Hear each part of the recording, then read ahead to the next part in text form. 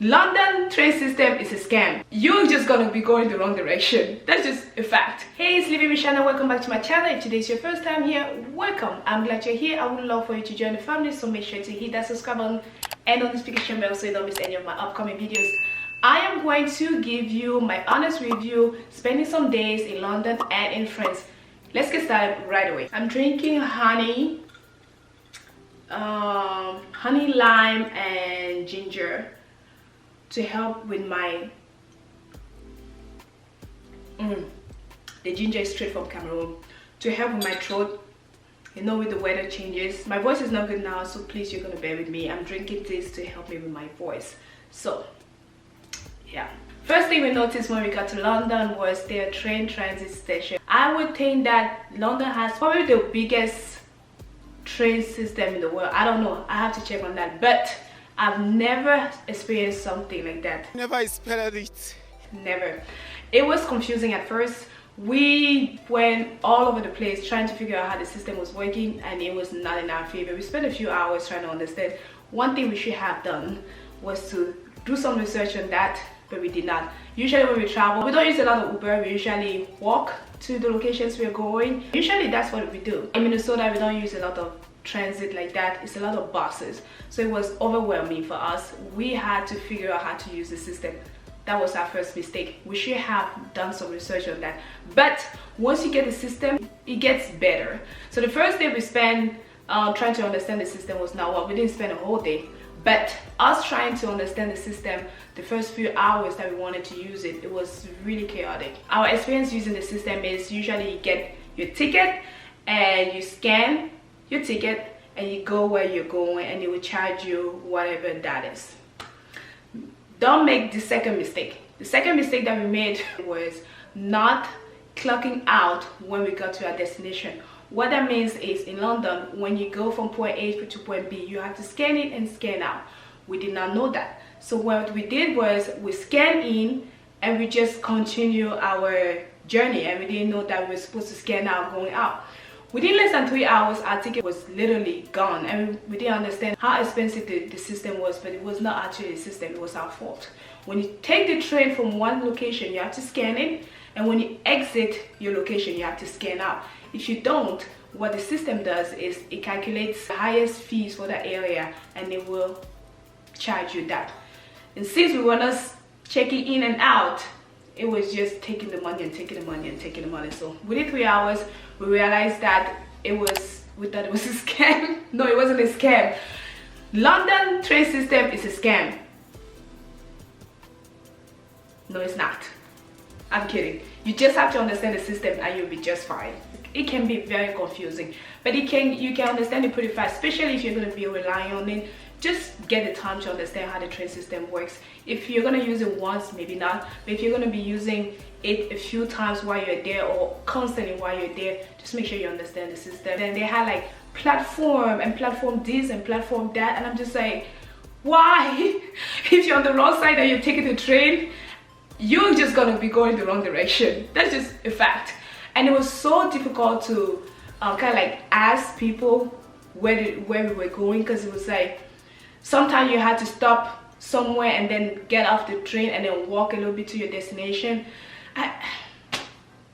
Just try to understand. That's our second mistake. Number two, the food. The food was amazing. The food was amazing. So when we landed in London, we ended up staying at the Hilton, and we loved the food. So usually when we stay at a hotel, when we travel, we'll take one dinner and at least 1 to 2 breakfasts based on how long we're staying in a hotel. If we're staying for like 3 to 5 days, we might do like 2 breakfasts or 2 dinners. But yeah, we always try to do that because we want to try the food of the hotel where we stay at. Because some days you don't have time to like drag in and go and eat out, or some days you're just tired to get ready to go out. So sometimes we like to like get ready and just eat dinner at the hotel we stayed at. Our first meal was the following day, and we had breakfast at the hotel. It was so good. It was so good. The food was like, I felt like I had apple juice, and for a moment I thought it was like something else. The food literally felt like you grabbed the apple, you squeezed it, and that's what you were drinking. anything you were eating just felt so fresh compared to what we eat here in the States. It felt so fresh. I felt like I was getting closer to Africa because the food felt so so natural and felt so not with all the elements that we have here in the States. So that was good. Third thing in London is tipping. Well, we actually experienced that not only in London, mostly in Europe as we were traveling.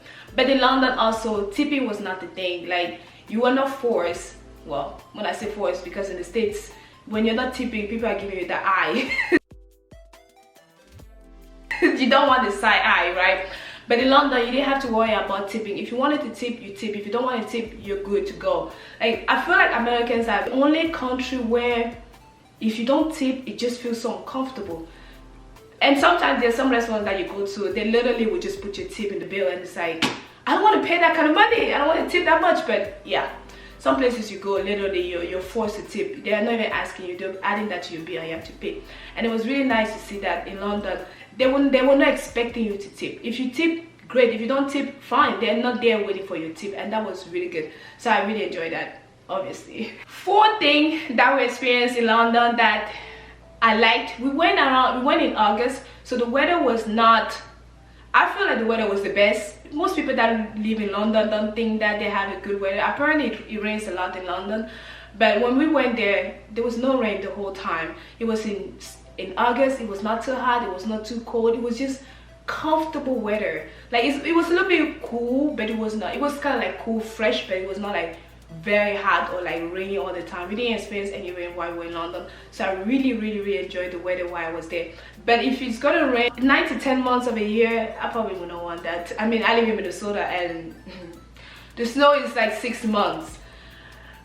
I don't know if I would prefer the snow or the rain. I like spring, but I don't think I would like the rain for that long. So for those of you that live in London, kudos to you. The fifth thing that we experienced in London was that people enjoy life.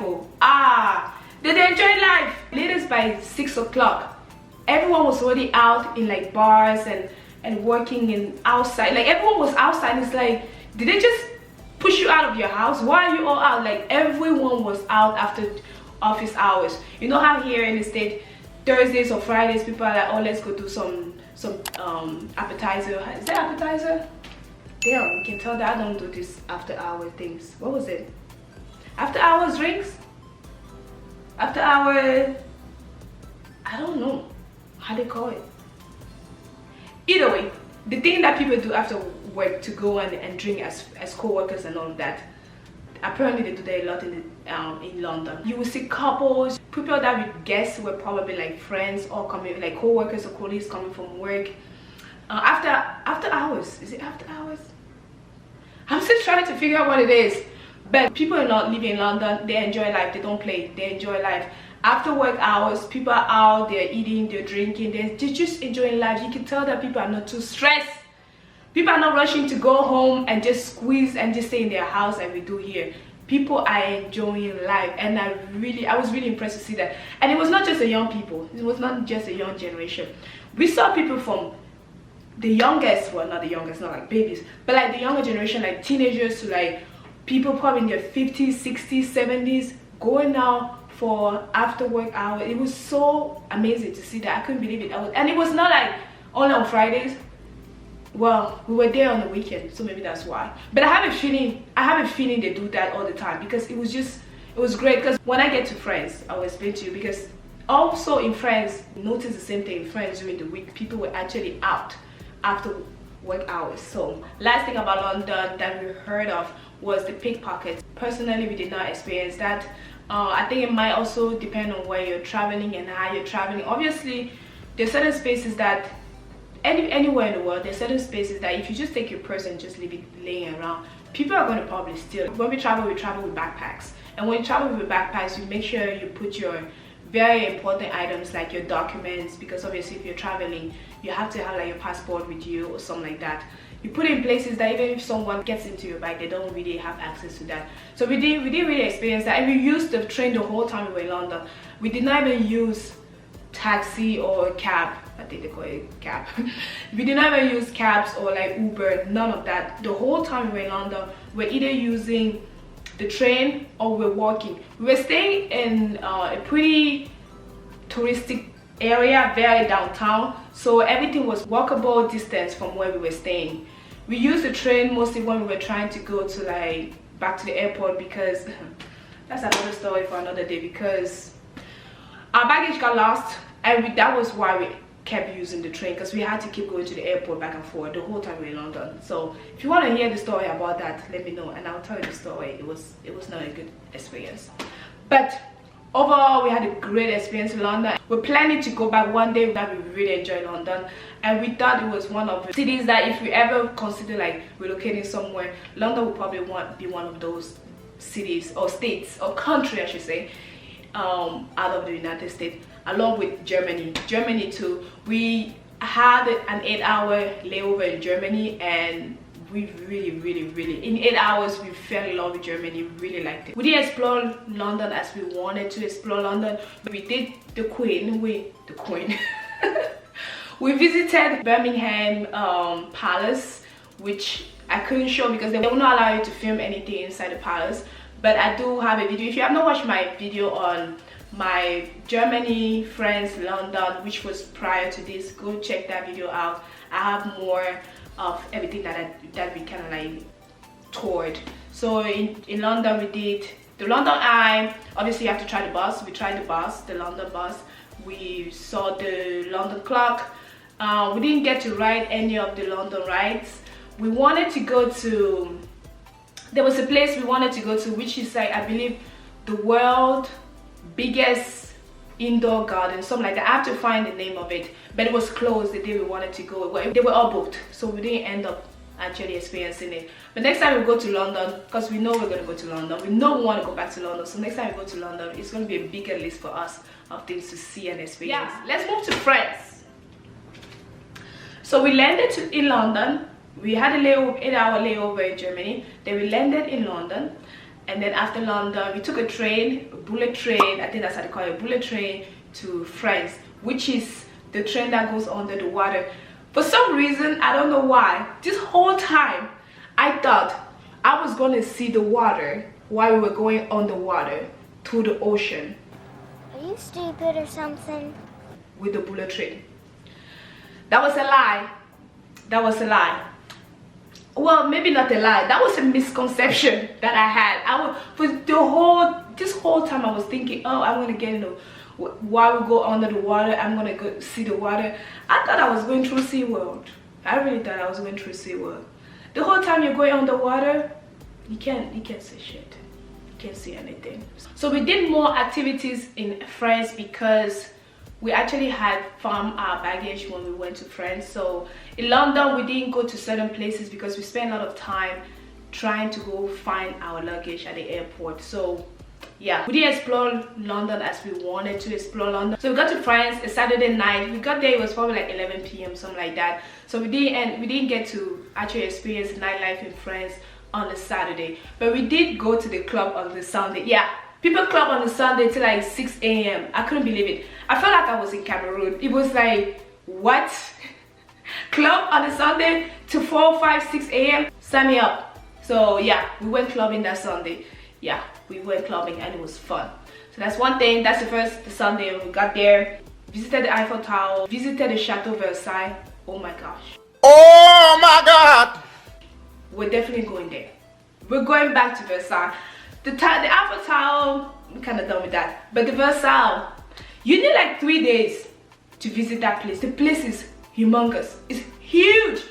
You can literally get lost in the garden. It's so big and it's so beautiful. It's amazing. I really liked it. Our experience visiting the Eiffel Tower was not really the best to get in. We were out for almost 2 hours in line waiting to get in, and obviously you had to experience it. This is your first time in France, you had to experience it.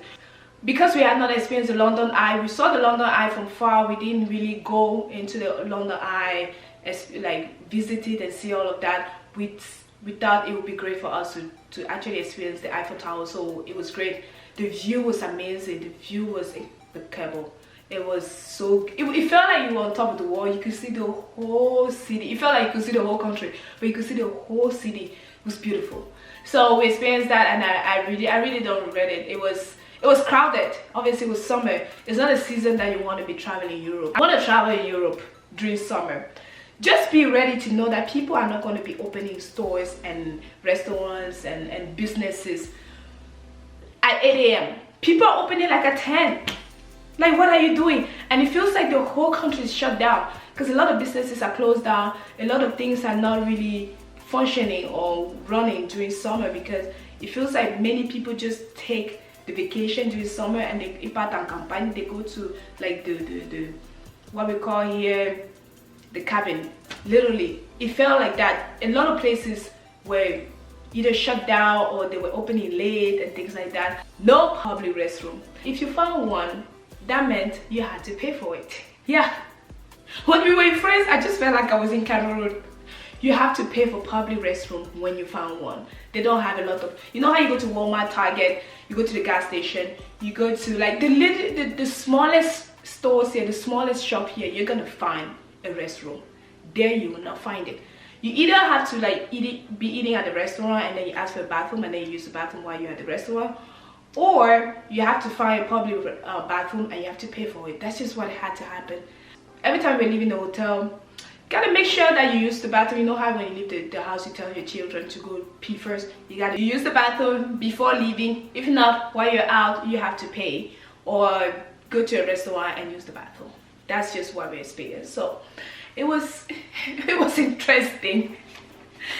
It was something. I mean, people had mentioned it before, but I didn't know how bad it was. Like, literally, you could be looking for a bathroom for like 20 minutes and you can't find one. Like, literally, like, yep, we don't have a bathroom. Nope, we don't have a bathroom. It was something. Just like London, you're gonna notice that also in France, people stay up late and they wake up. I don't know if they wake up late, but they probably wake up late if you're sleeping late. And businesses don't open till like 9, 10, even 10:30, 11. Literally, you will not wake up. It was hard to wake up in the morning and go down and try to find a business that was open by 8. That was not happening. So yeah, that's another thing that was just like, how is the country functioning when people are not, you know, with American mentality? Americans work hard. Americans are constantly working. Like the country is 24/7. And it didn't feel like that while we were in Europe. It felt a little bit slower. People were taking more time for themselves. They were taking a little bit more time to spend with their family, their loved ones. So people were not always rushing to go and open the store or rushing to go and open their businesses.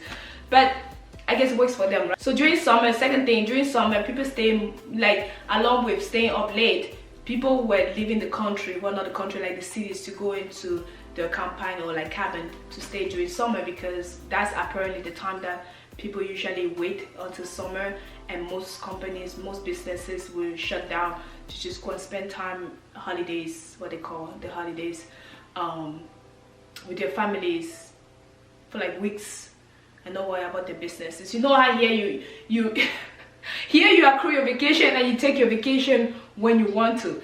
There you can probably take your vacation when you want to, but because the country in general most of the time has this time of during the year where a lot of businesses are not functioning because people are closing, a lot of people also tend to follow the crowd and take their vacation during that time as well. So the Champs-Élysées, that street, that's what that whole long street is called. It was a pretty busy street. Staying on that street was pretty easy. It was really fun because you can literally leave your hotel and go do something and come back, and you don't have to take like an Uber or a cab. We actually got to use the cab while we were in France because they don't have such a big train system like London. So we did use the cab a few times in Paris because, yeah, we did use the cab from Paris to Versailles. From Paris to location, we're using the cab. And then the train, did we even use the train in Paris? I think we used the train in Paris only when we were leaving Paris to go to the next country, and also when we were coming into Paris. But apart from that, while we were in Paris, we were not using the train. It was mostly the cab. That's actually the country that we use cab a lot. And then the next country. Be on the lookout because I'm going to be dropping more videos of our experience in Europe. As an African, mostly specialist Cameroonian. You cannot go to France and you don't go to Chateau Rouge. We had to experience it. When we went to Chateau Rouge, I just felt like I was in Douala or Yaoundé, or actually more like Douala or even Bafoussam. I felt like I was in Marché A or Marché B in Bafoussam. It was African. You just felt, you experienced your people. You will hear the accent, you will hear the Cameroonian accent, you will hear the Ivorian accent, you will hear the Senegalese accent, which I don't think I really know what the Senegalese accent sounds like, but I am very very familiar with the Ivorian accent. Like it was, but you could hear the different countries, different African countries accents when you were in the market. I loved it. That was actually the first place we felt a little unsafe while we were in Europe. So when we went to Chateau Rouge, we actually went during the day because we've heard a lot of things about the place, but we wanted to experience it. So we ended up going during the day so that we could actually get back to where we were staying latest by night. We also ate some real Cameroonian poisson brisé. The freshness of the fish, the bobolo. It was good. It was good. I won't lie, it was good. And then went to the market, went to a few stores. We just walked around. We got some caramelized peanut top juice straight from Cameroon. It was good. Oh, I actually had African plum there, and I wanted to grab some and bring back to the state, but because it was so cheap, it was so affordable. It was a season also. It was a season of prunes in Cameroon. So like 10, I remember someone selling like 10 prunes for $2. $2. I was like, what? Do you know how much I pay for prunes in the United States, in Minnesota specifically? I paid for like barely 8 prunes, $6.99 at some food. So seeing that, we experienced corn, right? We had roasted corn. The corn tasted just like Cameroonian corn, but it was not sweet, but I didn't mind because the texture of the corn, because the corn we had here is very soft, the texture of the corn was a little bit harder, on the harder side. Let's just move forward, because I could spend hours talking about how great we enjoy visiting Chateau Rouge. Seeing all these Africans being in an open market, speaking the language, just being African. I felt like taking the next flight and just going to Cameroon. It was just, I felt like I was so close to Cameroon, because Cameroon to France to Cameroon is barely 6 hours flight. So it was like, I am almost there. I'm almost there. But it was good, it was good. On our way to Lyon, I think we shopped at Aldi, and things were so cheap. I'm sorry. Things are pretty pricey in the States. But when I say cheap, it's because when I was converting the euro, how much euro, the value in US dollars, I was like, it was not cheap, but it was lower. Like if you spend €1, which is equal to maybe $1 something, that amount of money in the state will not buy that specific product you're buying there, if that makes sense. Yeah. So when I say it was cheap, it doesn't mean that everything was like a dime. It meant that it was way lower than what we spent to buy those things here. The streets in Europe were like tiny. The cars were tiny. Everything was just tiny. I mean, if you watch my video, you will notice I talked about that even in Germany. As soon as we landed in Germany and we spent the 8 hours there, we experienced how tiny things were there. It was like everything was just small. Spaces were just small. If you go to a restaurant, things are just small. People were eating a lot out. We also noticed that a lot in Europe, people eat out a lot in Europe. You know, when you go to a restaurant here, you have like a nice booth, you have a nice couch, you're sitting and all of that. That's not the case. They're pulling chairs that look like chairs that you're using at the barbecue site. When I said, well, not that terrible, but like the chairs are not as comfortable. Like it felt like you just need to eat and get going. Eat and get going, don't get comfortable. So it felt like that. Everything was just small. The cars were small, the spaces were small, the hotel spaces were small. We didn't experience that in London because we stayed at the Hilton, so it was built like a Hilton in America, pretty much. Oh, another thing. When you stay at a hotel in Europe, if you need to iron something, you gotta ask for an iron, which was surprising. So when we were friends, when we were in Paris, the floor we were on, they had a room that if you needed to iron something, you actually literally had to take your dress or your outfit, go into that room, iron it, and then take it back to your room and wear. A lot of the things you expect or you experience and you have in the States, you don't necessarily have it when you go to other countries, at least in Europe. It was interesting to see certain things that we expect to see in a hotel. The iron, you don't have an iron in your hotel room. The certain things you actually have to request to have it. The hotels were tiny, literally. The hotel we stayed at was so small. I couldn't believe it. I mean, it was like a king bed or a queen bed. It was probably a queen bed. The space was not big. Things are just tiny. Things are tiny in Europe. They're just smaller. They come in smaller pieces, smaller sizes. So we had to share one iron per floor, and it was not really something I enjoyed. That's it, guys. I really hope you enjoyed it. Hopefully this video will guide you or will give you an idea of what it feels like to travel in Europe as a touristic person. We really had a great time in Europe. There will be another video dropping soon on our experience in Greece and Italy, so watch out for that. Make sure to keep an eye on that video. This video is probably going to be dropping after Thanksgiving. I hope you had a great Thanksgiving. Until then, I will see you in the next video. Bye bye.